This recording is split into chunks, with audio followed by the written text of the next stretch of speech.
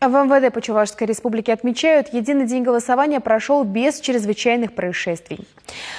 Охрану и безопасность граждан обеспечивали около 1800 сотрудников органов внутренних дел, а также 100 членов добровольных народных дружин.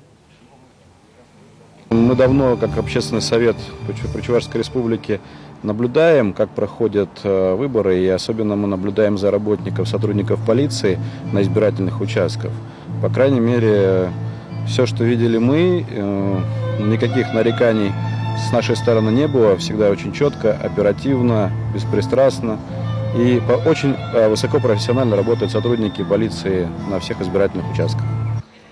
Сотрудники полиции были задействованы не только в обеспечении безопасности граждан в день проведения выборов, но и в охране избирательной документации. Существенных нарушений, которые могут повлиять на итоги избирательных кампаний, не допущено.